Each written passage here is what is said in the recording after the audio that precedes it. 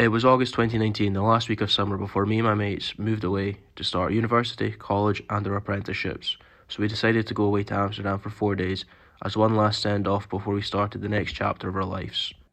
After spending the first couple of days sampling everything the culture of Amsterdam has to offer, on our penultimate night in the city, and after fighting the hangover from the night before, we decided to have one big night before we went home. After a couple hours in some pubs and cafes, sinking a few very expensive pints, we decided to go to a club near the centre of Amsterdam.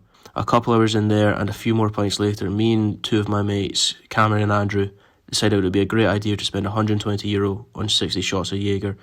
So 20 shots of Jaeger later, the three other mates that were with us, Dylan and Jacob, carried us out of this club and into Dam Square.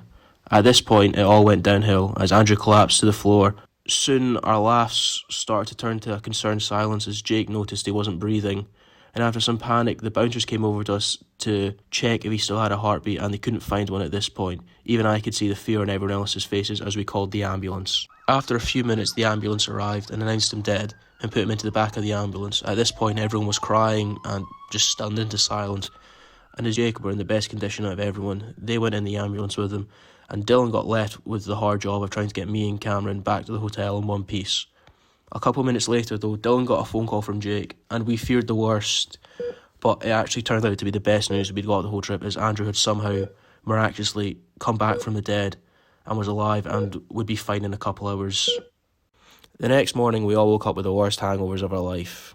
Andrew and Jake walked into the hotel room a couple hours later than that, completely fine, but the best part was yet to come, as Andrew then had to explain to his dad what had happened and why his brother, whose ID he used to sign into hospital, had a £750 fine and was banned from the Netherlands until it was paid before the cost of the ambulance, as his brother didn't have health insurance at the time. To this day, no one has no clue why Andrew signed in his brother's ID. It was strange, and he doesn't even, well, to be fair to him, he was dead, so he has really no clue what was happening. But a day later, we all made it home alive despite Andrew's best attempts, and we were ready to start the next chapters of our life.